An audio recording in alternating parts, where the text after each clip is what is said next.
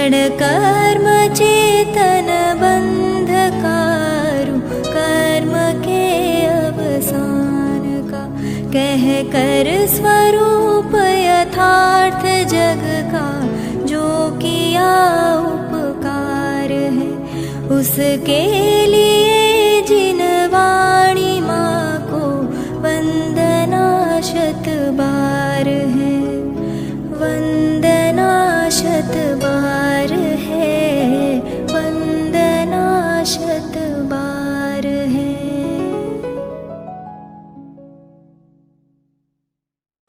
31, 32, 33 इन गाथाओं में निश्चय स्तुति की चर्चा।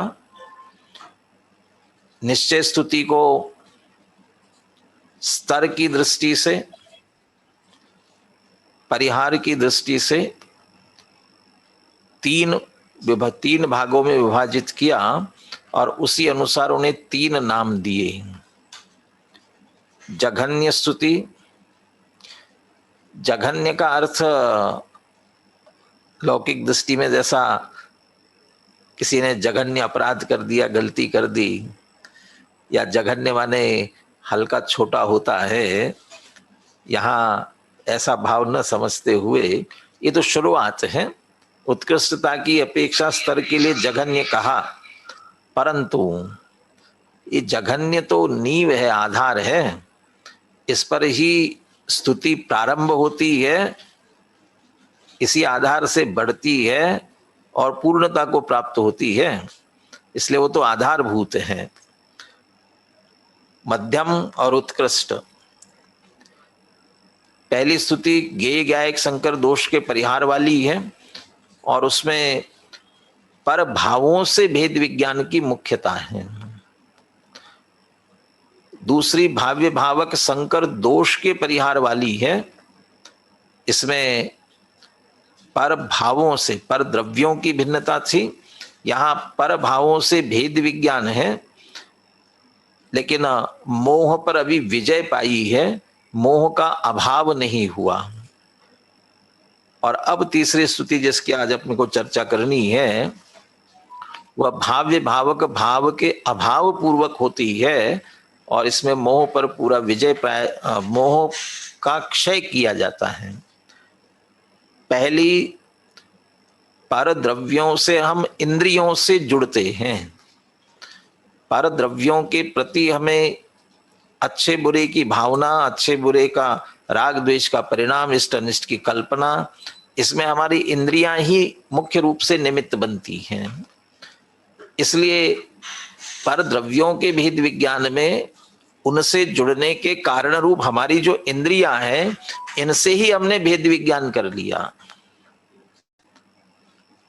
जो इंद्रियां ही अब मेरी नहीं है, तो फिर इन इंद्रियों के माध्यम से जिनको मैं ग्रहण करता हूं वो मेरे कैसे हो सकते हैं। लौकिक में जैसा कहते हैं, न रहेगा बांस न बजेगी बांसुरी, इंद्रियां ही मेरी नहीं है तो उन पर द्रव्यों से मैं कैसे जुड़ूंगा, किससे जुड़ूंगा।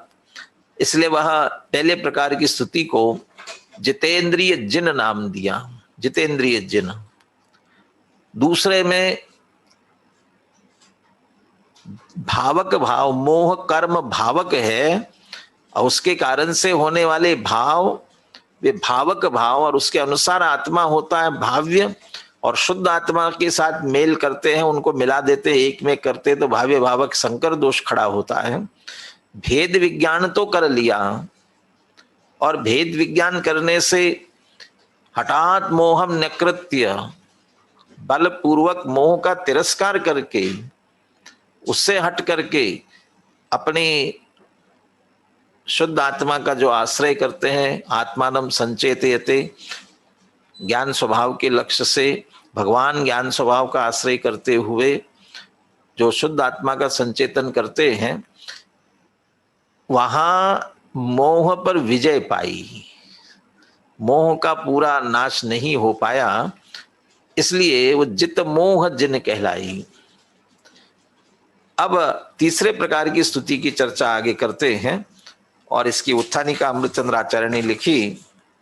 अथ भाव्य भावक भाव अभावेन,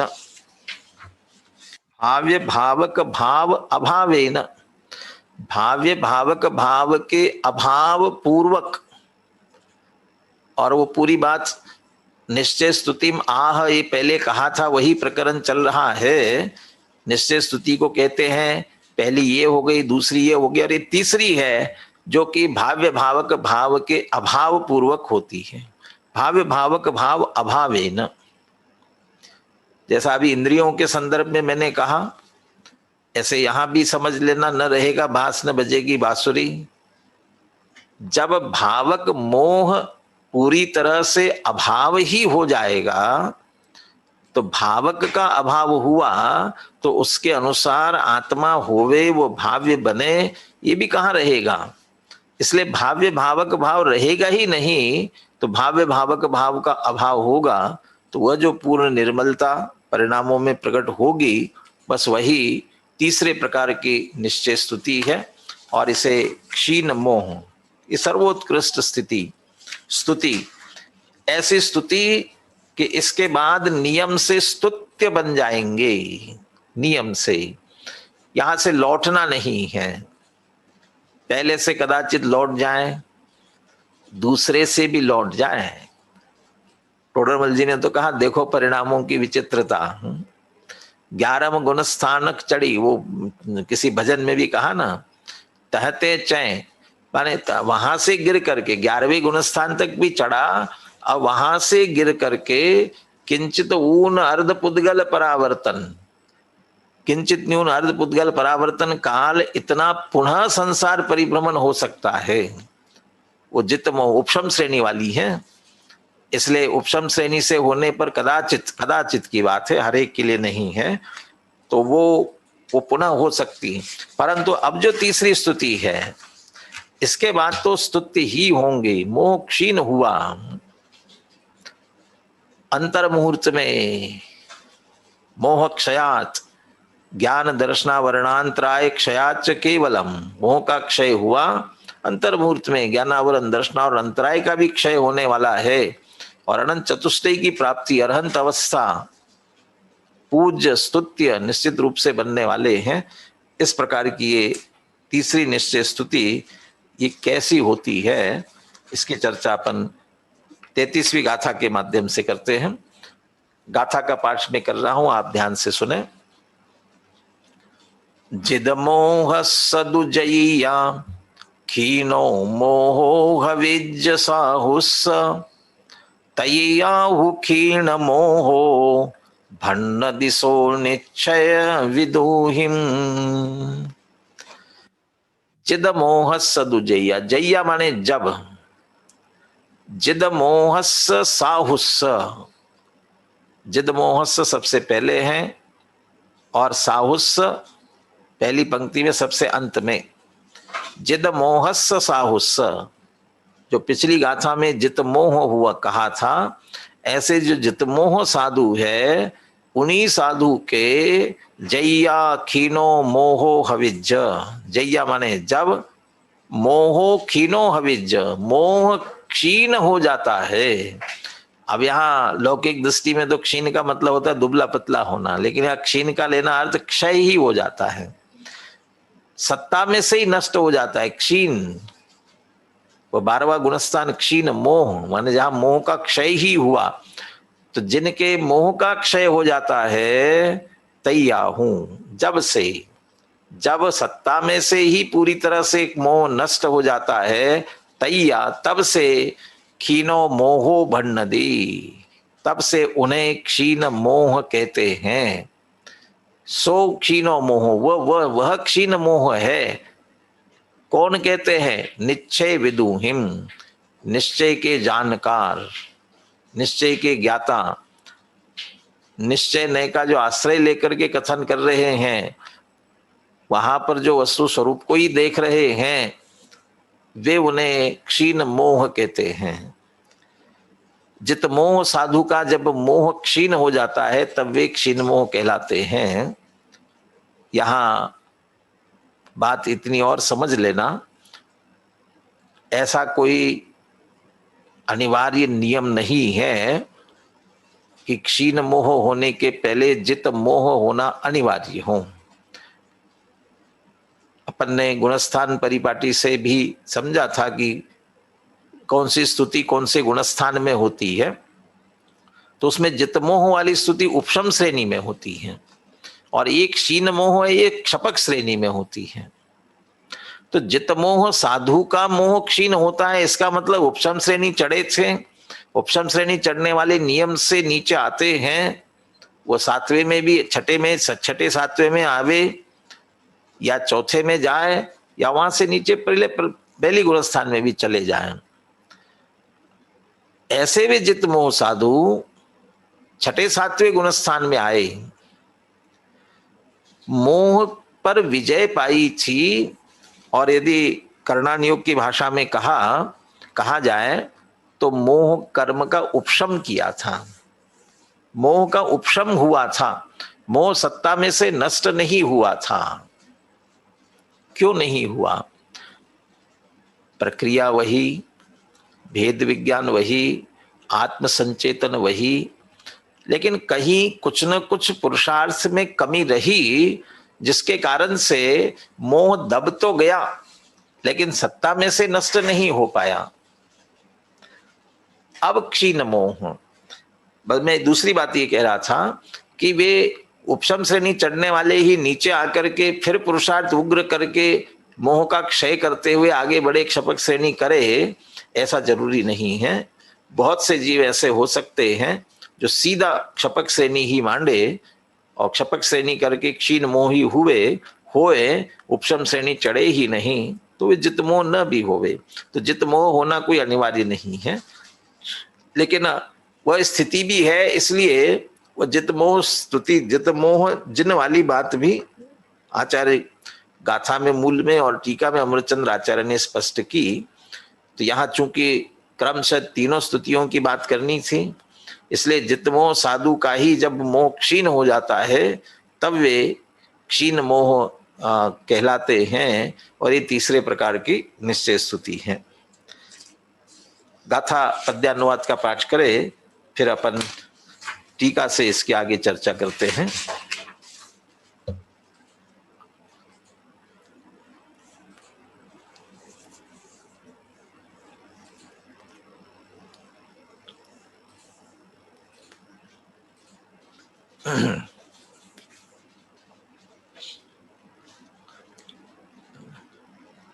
है कौन आज? शायद शाश्वत करेंगे पाठ। शाश्वत है, बोलिए।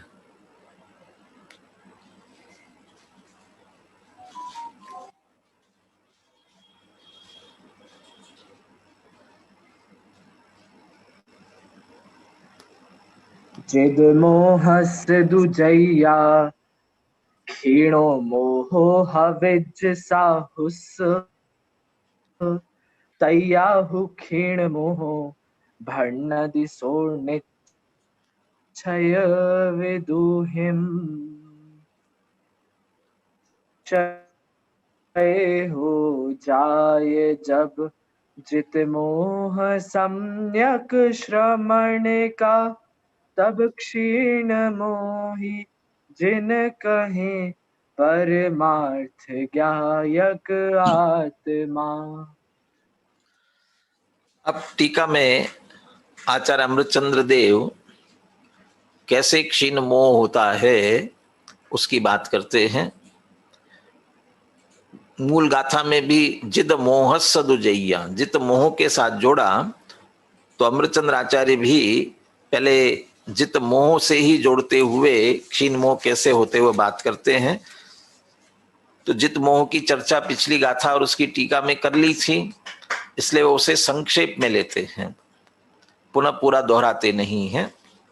यहाँ कहते हैं यह खलु पूर्व प्रक्रांतेन विधानेन आत्मनः मोहम नकृत यथोदित ज्ञान स्वभाव अतिरिक्त आत्म संचेतनेन जित मोहस्य सताः।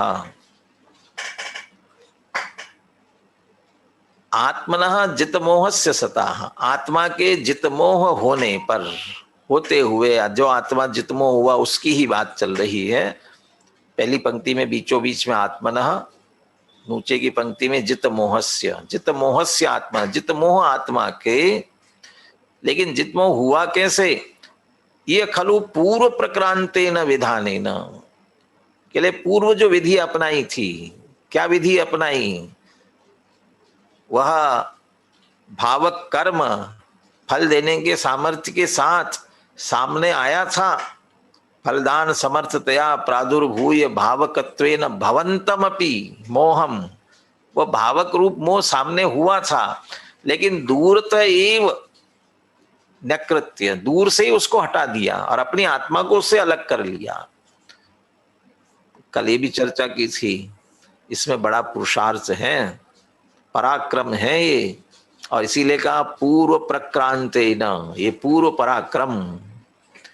पहला पराक्रम किया था इंद्रियों पर विजय पाई, या ये कहा जाए और इंद्रियों पर जो विजय पाई है, जितेंद्रिय हुए हैं, दर्शन मोह, मिथ्यात्व, अज्ञान, पर में एकत्व बुद्धि, ममत्व बुद्धि जो चल रही थी, उसका अभाव किया। वहां भी बड़ा पुरुषार्थ किया है, पराक्रम किया। फिर चारित्र मोह, उसको जीतने के लिए उद्यत हुए, प्रयास किया, वहां भी पराक्रम किया। वही भेद विज्ञान का, भेद विज्ञान कौशल शब्द थे ना, भेद विज्ञान की प्रवीणता से, तो यहां भी भेद विज्ञान किया, मोह से भेद विज्ञान किया। चारित्र मोह के उदय से होने वाले जो राग द्वेष के परिणाम थे, उनसे भेद विज्ञान किया। और ये पूर्व प्रकारांतेन विधानेन, उसी विधि से पुनः उसको याद कर रहे उतने से, जित मोहस्य आत्मना, जित मोह आत्मा के, मोहम न्यकृत्य, मोह का तिरस्कार करके, यथोदित ज्ञान स्वभाव अतिरिक्त आत्म संचेतनेन, वह मोह का तो तिरस्कार किया और आत्मा का संचेतन किया। किसके आधार से? अब यहां ज्ञान स्वभाव के चूंकि 2 बार दोहरा चुके हैं, इसलिए अमृतचंद्र आचार्य ने पुनः नहीं दोहराया, लेकिन अपने को दोहराना चाहिए। तो मैं पिछली टीका से ज्ञान स्वभाव के जो विशेषण दिए हैं, यथोदित, जैसा हमने पीछे दोनों गाथाओं की टीका में ज्ञान स्वभाव की महिमा की, उसी ज्ञान स्वभाव के आश्रय से। कैसा ज्ञान स्वभाव है? एकत्वे टंकोत्कीर्णम विश्वस्यापि अस्य उपरि तरता प्रत्यक्ष उद्योततया नित्यमेव अंतः प्रकाशमानेन अनपायिना स्वतः सिद्धेन परमार्थ सता भगवता ज्ञान स्वभावेन, ये भगवान ज्ञान स्वभाव।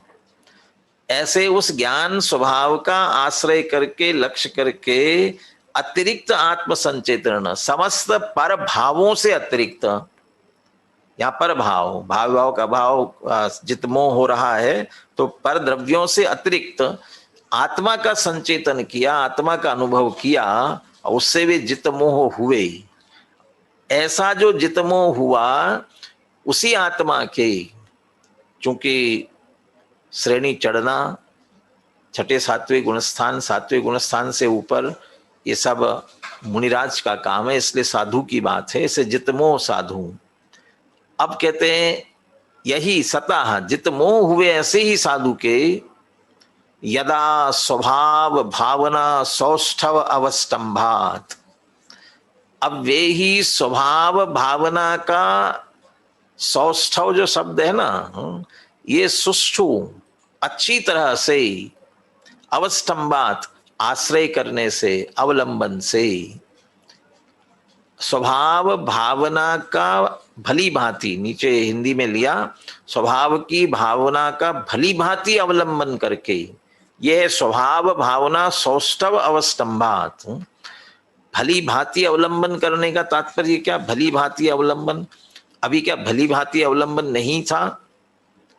पहली स्तुति हुई जब भली भांति अवलंबन नहीं था, दूसरी हुई भली भांति अवलंबन नहीं था, था अवलंबन, अच्छी तरह से था, परंतु इतनी मजबूती से नहीं था कि पुनः छूटे नहीं।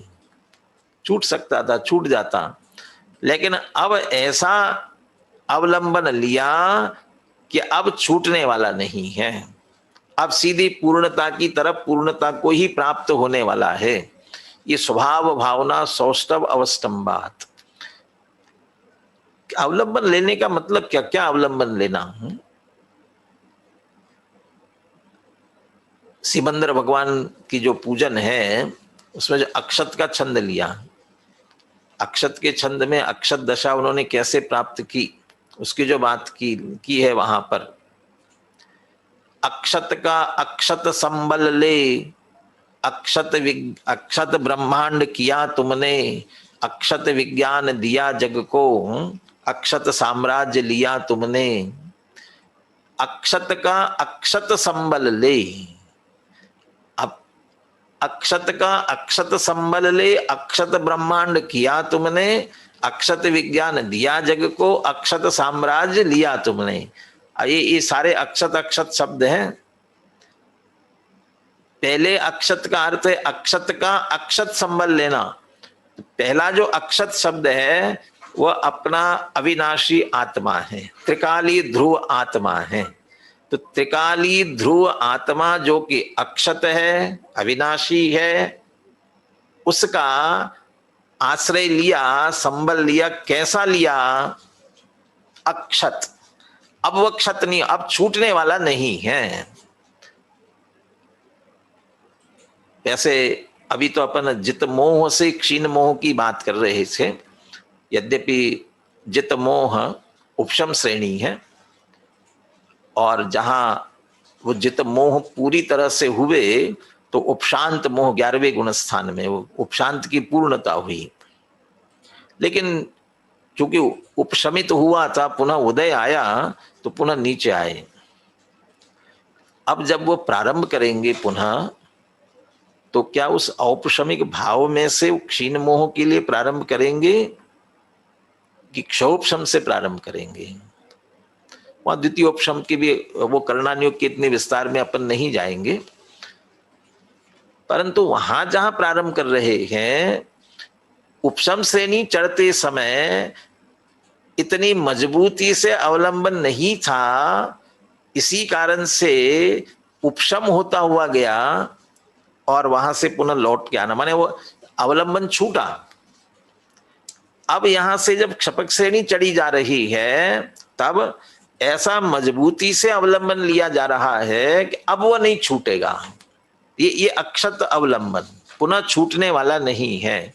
आभीक्षण कहते ना, निरंतर अप्रतिघाती, अप्रतिहत, माने वहां से पुनः गिरने वाले नहीं है। ये उपशम श्रेणी वाला, इसलिए ये अब इस शब्द तो ये लिए इसमें कि स्वभाव भावना सौष्ठव अवस्थम्भा, सुष्ठु अच्छी तरह से, भली भांति, अच्छी तरह से। अच्छी तरह से का मतलब,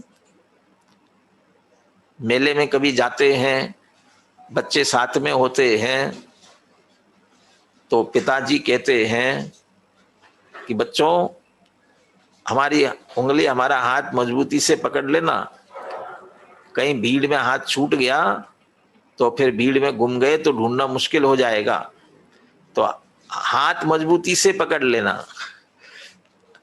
मजबूती से पकड़ लेना, अच्छी तरह पकड़ लेना का मतलब क्या? कि अच्छी तरह पकड़ने का मतलब है कि छूटे नहीं।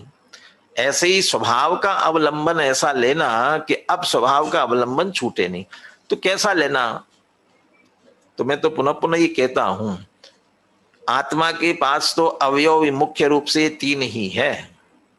जैसे शरीर के हाथ पैर चलाते हैं और हाथ पैरों से हम सब काम करते हैं, आत्मा के पास तो 3 ही है, श्रद्धा, ज्ञान और चारित्र। श्रद्धा से, ज्ञान से भली भांति निर्णय करके ज्ञान को आत्मसन्मुख करना, आत्मा में लीन करना, श्रद्धा में अहम करते हुए श्रद्धा को पूरी तरह से आत्मसन्मुख करना, और चारित्र उपयोग को भी आत्मा में लीन करना। वास्तव में ज्ञान और श्रद्धा तो लीन हो ही चुके हैं, सन्मुख हैं ही, चारित्र संबंधी उपयोग ही बाहर जाता है। उसे भी अब ऐसा आत्मसन्मुख करना, ऐसा आत्मलीन करना, ऐसा आत्मस्थिर करना कि अब वह पुनः आत्मा के अतिरिक्त और किसी का लक्ष्य, किसी का आश्रय न करे।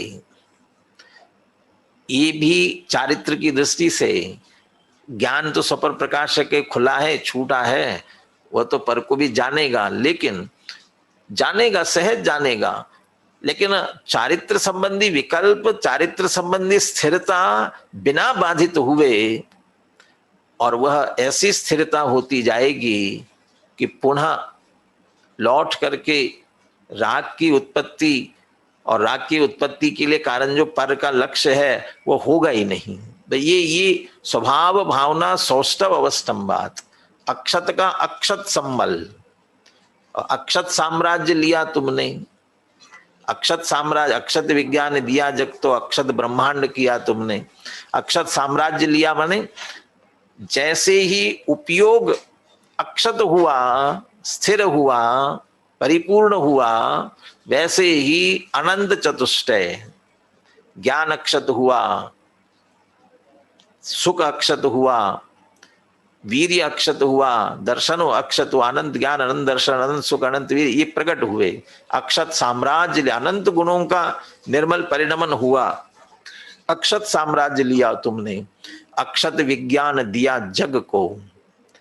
और जैसे ही केवल ज्ञान होता है तीर्थंकरों को मुख्य रूप से, तो उनकी दिव्य ध्वनि खिरती है, और जो वस्तु स्वरूप का प्रतिपादन करते हैं, जिस विज्ञान का उपदेश देते हैं, वस्तु स्वभाव का उपदेश देते हैं, वह उपदेश भी अक्षत है। अक्षत विज्ञान दिया जब को, सिद्धांत जो आपने बताए वह भी अक्षत है। और अक्षत ब्रह्मांड किया, अपने आत्मा को भी अक्षत कर लिया, हमेशा के लिए अब सुरक्षित हुआ, पुनः जन्म मरण के चंगुल से छूट गए, इसलिए वह अक्षत हुआ। लोक में फेविकॉल वगैरह से जोड़ते हैं ना, और फेविकॉल से लकड़ी को लकड़ी, अब आजकल पत्थर वगैरह भी जोड़ने वाले बहुत सी चीजें आने लग गई, लेकिन उनको वो फेविकॉल या जो भी माध्यम है उसको लगा दिया, उसके लगाने से जुड़ता है ना, वो लगाया और हमने जुड़ा कि नहीं देखने के लिए हटाया, तो क्या होगा? नहीं जुड़ पाएगा। तो क्या करना? तो कहते इसको लगाया बीच में और दोनों को जोड़ा ना, अब इसे एक निश्चित समय के लिए छोड़ देना, और निश्चित समय के लिए छोड़ा तो फिर ऐसा पक्का होगा कि आप कितना भी फिर छूटने वाला नहीं है, कितनी भी कोशिश करोगे तो हटने वाला नहीं है। ऐसे ही उपयोग को स्वरूप में स्वभाव भावना, स्वभाव की स्थिरता, स्वभाव का अवलंबन एक विशिष्ट समय के लिए ऐसा लेना, वहां से वो निकले ही नहीं बाहर, तो फिर पूरी तरह से सदैव के लिए स्थिर हो जाता है। ये स्वभाव भावना सौष्ठव अवस्थम्भात। वैसे तो उपशांत मोह के समय में भी यही स्थिरता थी, परंतु कुछ कमी वह उससे अधिक बताने के लिए पुरुषार्थ की, और ये सहज है। कोई अच्छा मुनिराज जो भी उपशम श्रेणी चढ़ रहे होंगे, क्षपक श्रेणी, ऐसा सोच करके चढ़ते होंगे ना, अभी थोड़ा पहले उपशम श्रेणी चढ़ करके देखते हैं, फिर क्षपक श्रेणी चढ़ेंगे। अरे वे तो सहज आत्माश्रित परिणति करते हैं, होती है, और जो जिस तरह का पुरुषार्थ हुआ है उसके अनुसार उपशम की क्षपक की बात होती है। तो वे स्वभाव भावना सोचते बस उससे अधिक बताने के लिए कहते, वे साधु जब स्वभाव का और अच्छी तरह भली भांति अवलंबन लेते हैं, तब क्या होता है? तत् संतान अत्यंत विनाशेण, वो जो क्रम से उदय आ रहा था ना, जैसा कि तीसरे कलश में कहा, पर परिणति है तो मोह नामनोनुभावा दविरत मनोभाव व्याप्ति कलमाशिताया। वो पर परिणति का कारण जो मोह है वो प्रति समय उदय आ रहा है, और उसके भावों से मेरी अनुभूति कलुषित हो रही है। वो क्रम से उदय निरंतर चल रहा है, वो संतति। लेकिन अब कहते हैं उसके संतान अत्यंत विनाशेन, उसकी संतति का पूरा विनाश कर दिया, अर्थात सत्ता में से मोह पूरी तरह से नष्ट हुआ। अत्यंत विनाशेन, कैसा नाश किया? पुनः अप्रादुर्भावाय, ऐसा नाश कर दिया कि पुनः उत्पन्न ही न होवे। अप्रादुर्भावाय, भाव का क्षीणा मोहा स्यात्, भाव का मोहा क्षीणा स्यात्। वह भावक जो भाव कराने में निमित्त बन रहा था ना, मोह कर्म का उदय, वो क्षीण पूरी तरह से नष्ट हुआ। यदा जब ये होता है, तदा स एव भाव्य भावक भाव अभावेन, वही भाव्य भावक भाव का अभाव हो जाने से, भावक रहा ही नहीं, तदनुसार आत्मा होगा ही नहीं, इसलिए भाव्य भावक भाव का अभाव हुआ। क्या पुरुषार्थ करते होंगे कि मोह को सत्ता से उखाड़ करके फेंका, क्या किया। अरे ये सब शब्दों में कहने की बात है, सचमुच में तो स्वभाव भावना सौष्ठव अवस्टम्बा, स्वभाव भावना का, अपने स्वभाव का भली भांति अवलंबन, स्वरूप की स्थिरता, बस वो स्वरूप की स्थिरता, और उस स्वरूप की स्थिरता से वो स्वानुभव संवेदन स्वसंवेदन जो चल रहा है ना, पांचवी गाथा की टीका में जैसे लिखा, वो 4 कारणों से ज्ञान वैभव की उत्पत्ति हुई है, उसमें जो स्वानुभव लिया, उसके लिए कैसा स्वानुभव, उसको कहा कि निरंतर झरता हुआ आनंद है मुद्रा जिसकी, माने जिसमें से आनंद निरंतर झर रहा है, ये चिन्ह है। तो वे जो अपने स्वभाव का अवलंबन करते हैं तो निरंतर आनंद, अतीन्द्रिय आनंद, और उस आनंद में मग्न है, और आनंद आ रहा है तो स्वभाव का अवलंबन क्यों छोड़ेंगे।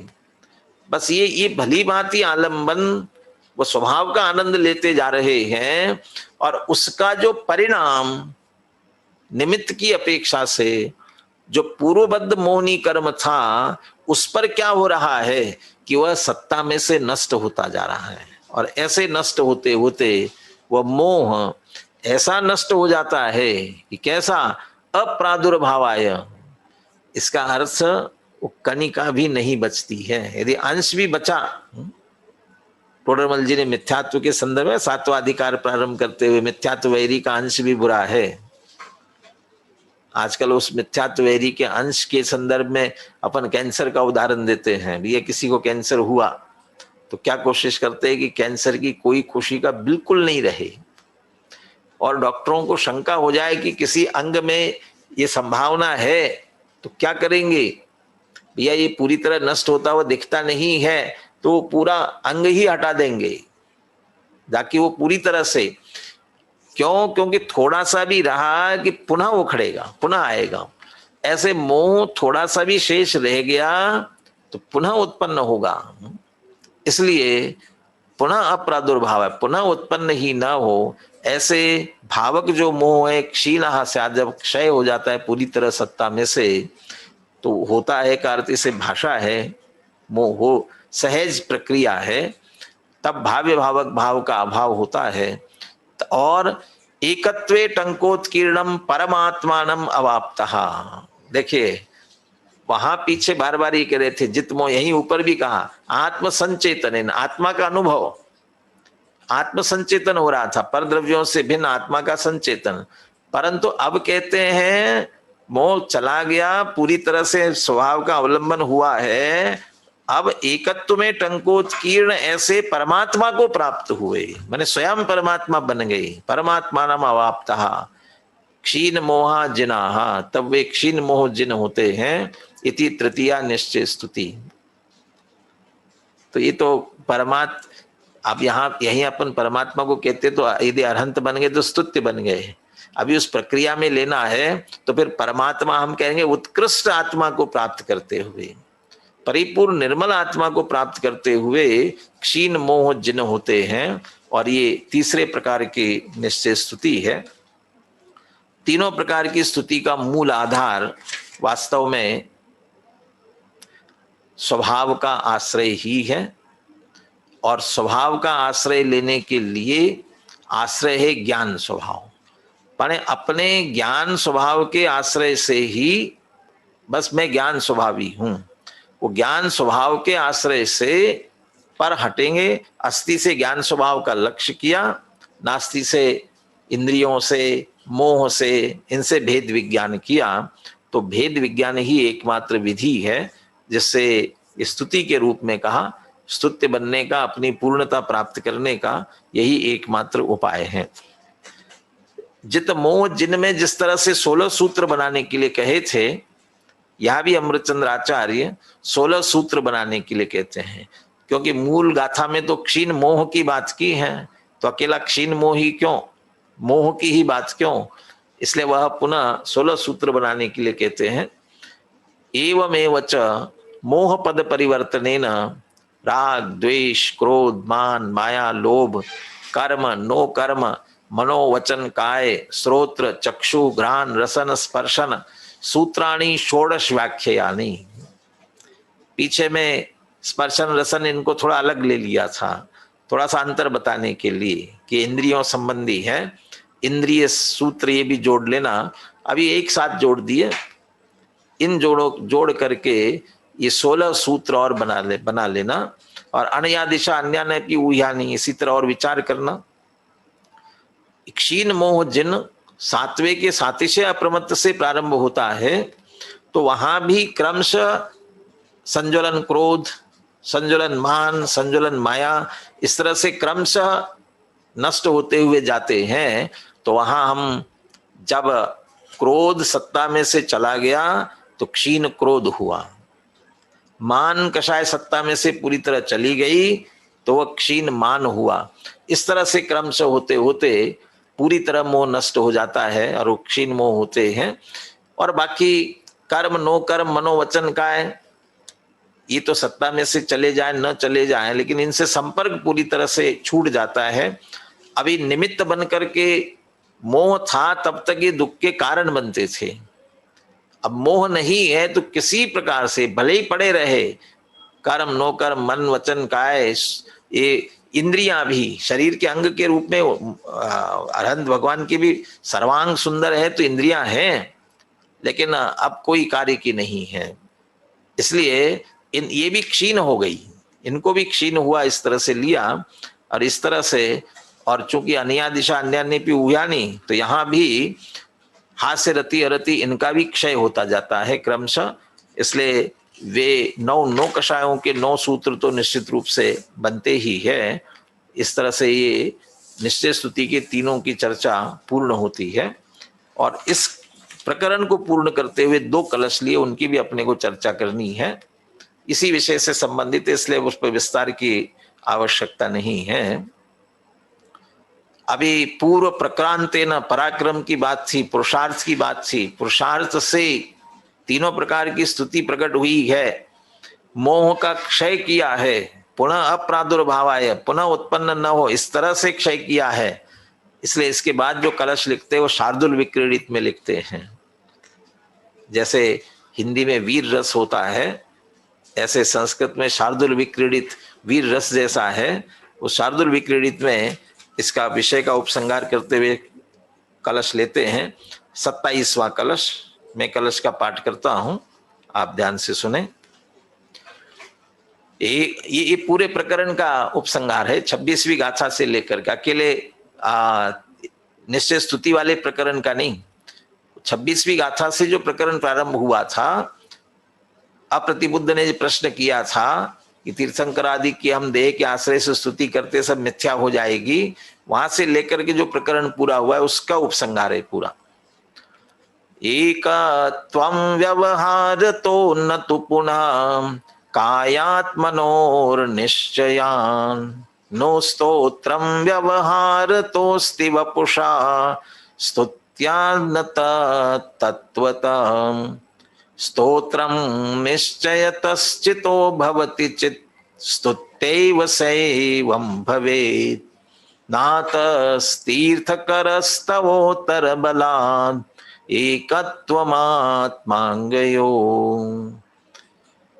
जैसा 27वें गाथा में उत्तर दिया था, उसको संक्षेप में यहाँ पहली पंक्ति में कहते हैं, एकत्वं व्यवहारतः न तो पुनः कायात्मनो निश्चयात्। कायात्मना, काया मने शरीर और आत्मना ने आत्मा, इन दोनों का जो एकत्व है व्यवहारतः, व्यवहार से है। अब एक बात इसमें भी समझ लेना, व्यवहार से दोनों का एकत्व है का अर्थ क्या कि दोनों एक हो गए? एक होते नहीं है। भिन्न भिन्न ही रहते हैं, लेकिन व्यवहार का दृष्टिकोण दोनों को एक जानने का है और एक कहने का है। तो व्यवहार वास्तव में व्यवहार से एकत्व है का मतलब उपचार से एकत्व कहा जा रहा है, लेकिन न निश्चयत, न तो पुनः निश्चयात, निश्चय से नहीं है। और जब ये देह के संदर्भ में स्थिति है, तो देह और आत्मा के संदर्भ में, तो स्तोत्रम व्यवहारत अस्ति वपुषा स्तुत्या न तत्तत्वतः। वपुषा स्तुत्या, वपु माने शरीर, शरीर की स्तुत्या स्तुति करने से स्तोत्रम व्यवहारत अस्ति, व्यवहार से वो स्तोत्र कहलाएगा, व्यवहार से स्तुति कहते हैं, न तत्तत्वतः। लेकिन तात्विक दृष्टि से माने वस्तु स्थिति से और निश्चय से वह स्तुति नहीं कहलाएगी। तो निश्चय से स्तुति कब कहलाएगी? स्तोत्रम निश्चयतश्चितः भवति चित स्तुत्या एव। चितः स्तोत्रम निश्चयत चित स्तुत्या एव भवति।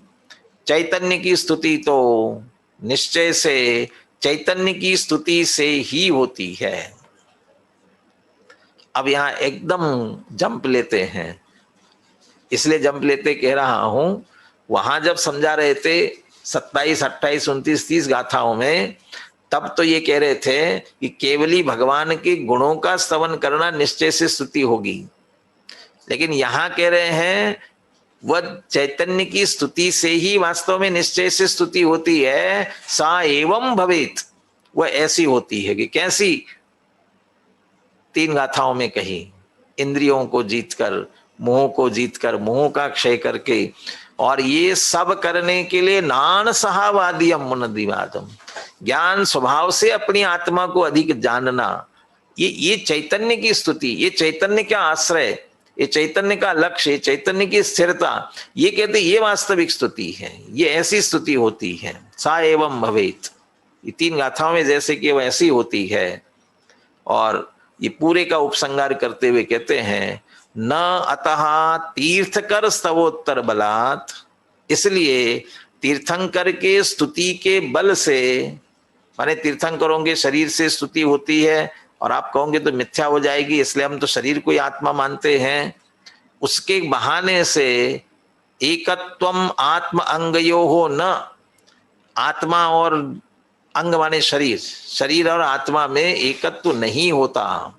तो अज्ञानी ने जो प्रश्न खड़ा किया था उसको उत्तर देते हुए व्यवहार स्तुति की स्थिति स्पष्ट कर दी, निश्चय स्तुति की स्थिति स्पष्ट कर दी, और वास्तविक निश्चय स्तुति, या ये कहा जाए कि परम शुद्ध निश्चय से क्या स्तुति होगी?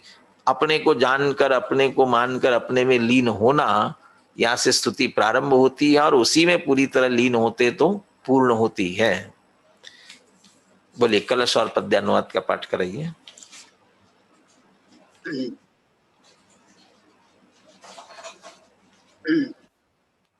एकत्वं व्यवहारतो न तु पुनः कायात्मनो निश्चयान्नो स्तोत्रं व्यवहारतोऽस्ति वपुषः स्तुत्यान तत्तत्वतः स्तोत्रं निश्चयतश्चितो भवति चेत् स्तुत्यैव सैवं भवेत् नातस्तीर्थकरस्तवोत्तरबलात् एकत्वमात्मांगयो।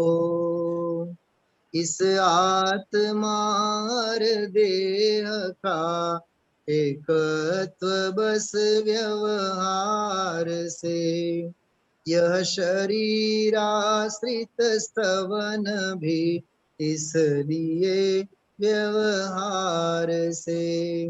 परमार्थ से स्तवन है चिद भाव का ही अनुभवन, परमार्थ से तो भिन्न ही है देह और चैतन्य घन।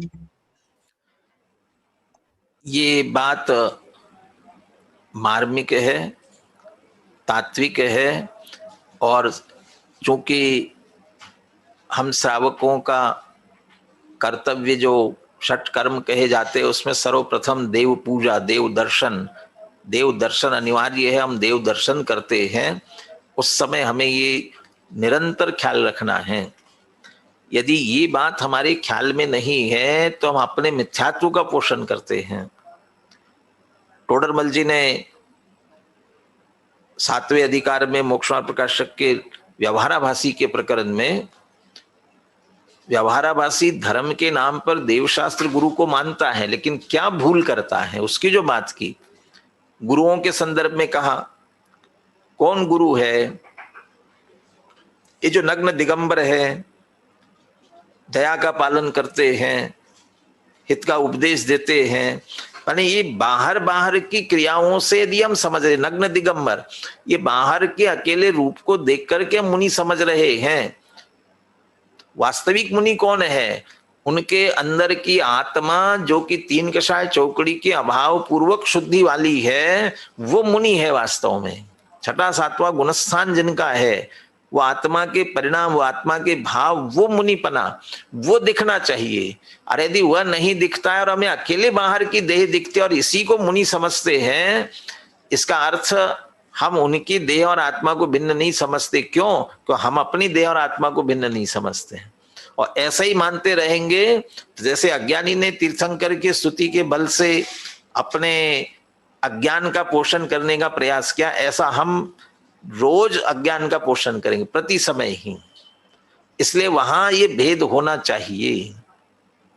और इसीलिए टोडरमल स्मारक में जो सिमंदर जिनालय हैं उसमें पहले, अब तो उसका जीर्णोद्धार हो गया तो लिखावट उसमें से चली गई, लेकिन आदरणीय डॉक्टर साहब ने उसमें बहुत सारे छंद लिखे थे, भक्ति से संबंधित, स्तुति से संबंधित।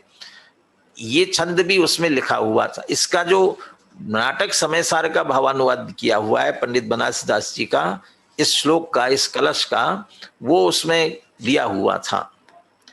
और हम जब विद्यार्थी थे और जिनेंद्र भक्ति, अब तो पंचतीर्थ बनना गया तो पंचतीर्थ से होती है, लेकिन जब हम सिमंदर जिनालय में जिनेंद्र भक्ति सायंकाल करते थे, उस समय पहले इस छंद को बोलते थे, तो ताकि हमारी चित्त में ख्याल रहे कि हम स्तुतियां जो बोल रहे हैं उसमें देहाश्रित जितनी स्तुतियां कर रहे हैं वो किस प्रकार की हैं और आत्मिक गुणों की स्तुति होगी वो कैसी है। ये दोनों बातें हमारे अच्छी तरह ख्याल में रहे, इसलिए वो इस छंद वहां लिखा हुआ था।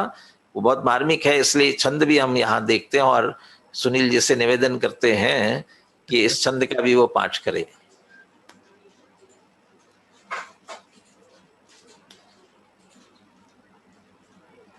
ऐसा मुझे उम्मीद थी पूरी तरह से कि आप इस छंद को याद करेंगे आज पक्का। मुझे वो दिन याद आ गया, आपने अभी याद किए। भक्ति आप हम लोगों को पढ़ाते थे वहां नीचे बैठ कर। चलिए। तन चेतन व्यवहार एक से निहचे भिन्न भिन्न है दोई, तन की थुति व्यवहार जीव थुति,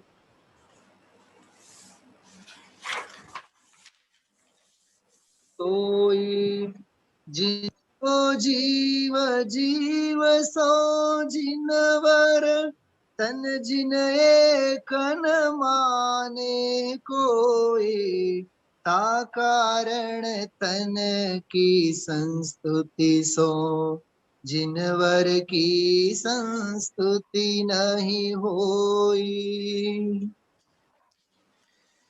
और इसके नीचे एक कलश जो पीछे था, उस कलश के दोहा भी दिया हुआ था। हम दोहा इसमें देना छूट गया।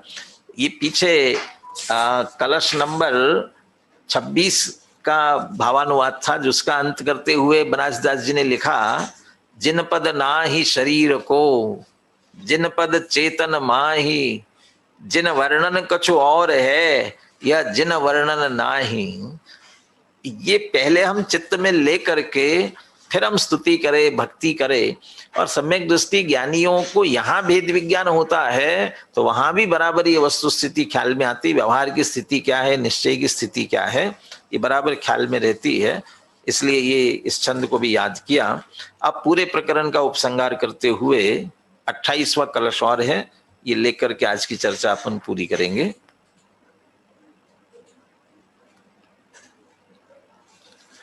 इति परिचित तत्वैरात्मकायैकतायां नय विभजन युक्त्यात्यन्तमुच्छादितायां अवतरति न बोधो बोधमेवाद्य कस्य स्वरस रभस कृष्टा प्रस्फुटन्नेक एव। इति इस प्रकार, और इति शब्द से 26वीं गाथा से लेकर अभी तक जितनी चर्चा हुई 33वीं गाथा तक की, उस पूरे के संदर्भ में इति इस प्रकार से परिचित तत्वैहि आत्मकायैकतायां नय विभजन युक्ता अत्यंतम उच्छादितायां। परिचित तत्वैहि, ये परिचित तत्वैहि जो लिया है, ये उन आचार्यों का, उन मुनिराजों का, समझाने वाले वस्तु स्वरूप का, उनके लिए विशेषण लिया जो तत्व से परिचित है। श्रुत परिचित कहते हैं ना, अच्छी तरह से, तत्व से माने वस्तु स्वरूप से जो परिचित है, ऐसे वस्तु स्वरूप के जानकार, ऐसे शास्त्रकार आचार्य, वे आत्म काय एकतायाम, आत्मा और काया की एकता, जो अज्ञानी एकता मान रहा था, उसे नए विभजन युक्ता अत्यंतम उच्छादितायाम, नए विभाग बता करके, और नए विभाग बताना ये युक्ति, नए विभाग की युक्ति के माध्यम से अत्यंतम उच्छादितायाम, उखाड़ दिया, जड़ से मूल से उखाड़ दिया।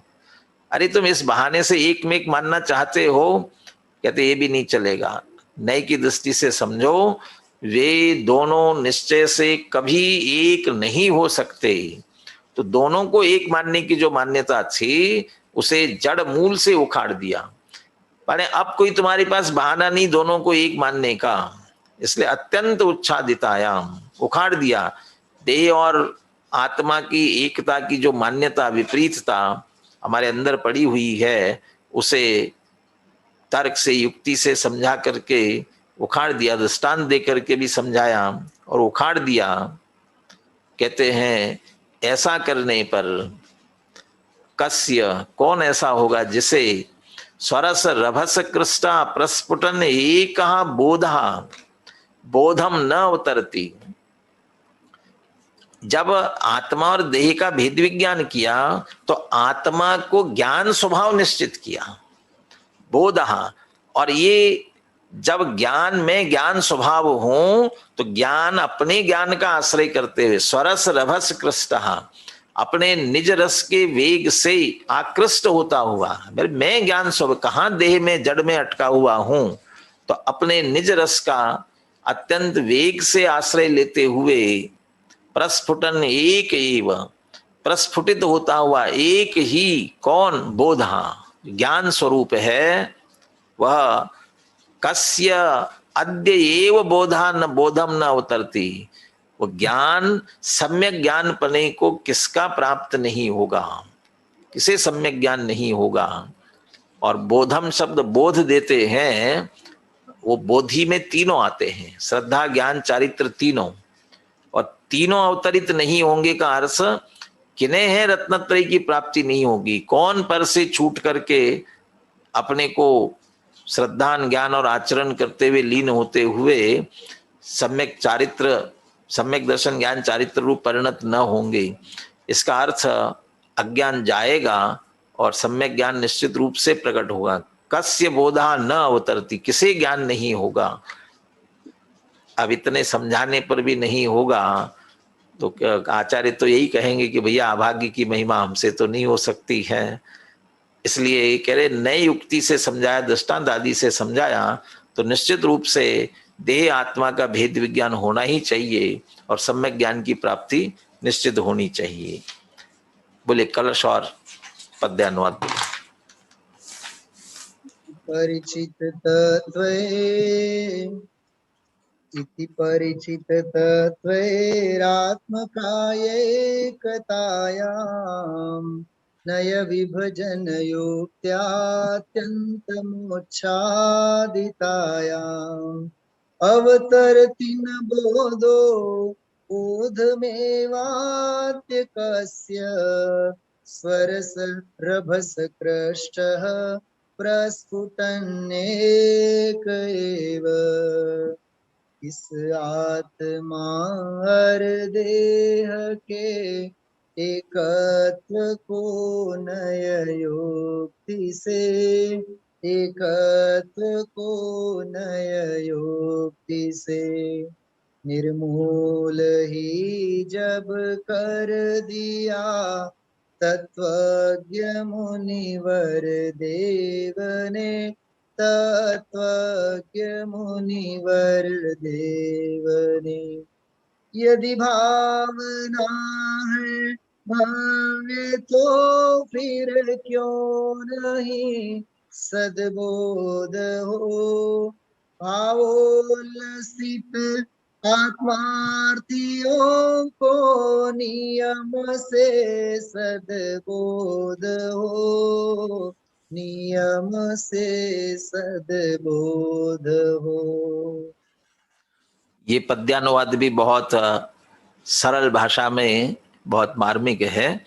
जिन्हें संस्कृत से सीधे भाव लेने में समस्या होवे तो पद्यानुवाद के माध्यम से भी ये भाव जरूर ग्रहण करना चाहिए। पूरे प्रकरण का उपसंहार करते हुए एक प्रकरण यहाँ पूर्ण हो रहा है, एक और वाक्य यहाँ टीका का आना चाहिए और वो लिखा है इति अप्रतिबुद्धोक्ति निरासहा, इति अप्रतिबुद्धोक्ति निरासहा। इस तरह से कहते हैं, जो 26वीं गाथा से पहले आप उठा करके देखेंगे ना, अथ आह अप्रतिबुद्ध, जब पूरा भेद विज्ञान समझा दिया तर्क से युक्ति से आगम से, 24वीं गाथा में सर्वज्ञ भगवान क्या कहते हैं, उपयोग लक्षण वाला आत्मा है, वो जड़ कैसे हुआ, तुम देहादि को अपना कहते हो।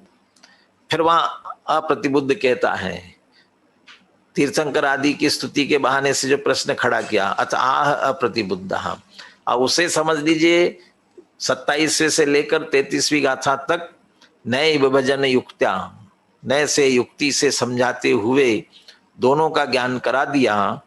अब कहते हैं अप्रतिबुद्धोक्ति निराशा, अप्रतिबुद्ध ने जो प्रश्न खड़ा किया था उसके चित्त में जो आशंका थी निराशा, उसका निराकरण हो गया। अप्रतिबुद्धता का निराकरण हो गया तो क्या प्रकट हुआ, प्रतिबुद्ध हुआ। अब वो प्रतिबुद्ध हुआ, उसे ज्ञान हुआ, भेद विज्ञान हुआ, अब उसकी भावना और प्रबल हुई। अब कहते ये पर जिनको आपने समझा दिया कर्म नो कर्म, जिसमें मैं ये मैं मेरे समझता था, अब ये मेरे नहीं है, ये मुझे अच्छी तरह से प्रतिबोध हुआ। यदि ये मेरे नहीं तो मैं रखूं क्यों, अब मैं सब छोड़ना चाहता हूं तो कैसे छोड़ूं। और छोड़ने को प्रत्याख्यान कहते हैं, तो इनका प्रत्याख्यान क्या है, ये प्रश्न, ये प्रकरण अभी 2 ही गाथाओं का 34-35 में, तो वो प्रत्याख्यान कैसे होता है इसकी चर्चा आगे करेंगे। और चूंकि ये प्रकरण पुनः बदल रहा है इसलिए अमृतचंद्र आचार्य 34-35 गाथा की उत्थानिका लिखने से पहले 3-4 पंक्तियों की भूमिका लिखते हैं। जैसे वह 19वीं गाथा से पहले भूमिका लिखी थी, ऐसी भूमिका लिखते हैं। उस भूमिका पूर्वक अपन अगला प्रकरण अगले सत्र में लेंगे। आज की चर्चा अपन यही की।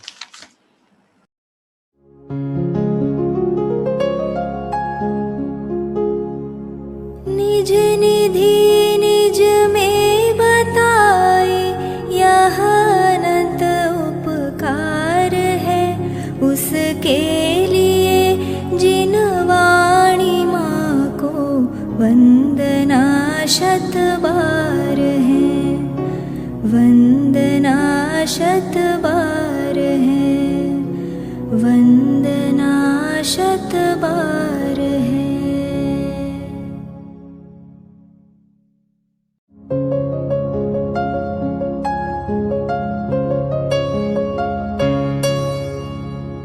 जिनवाणी भारती तो ही जपो दिन रैन।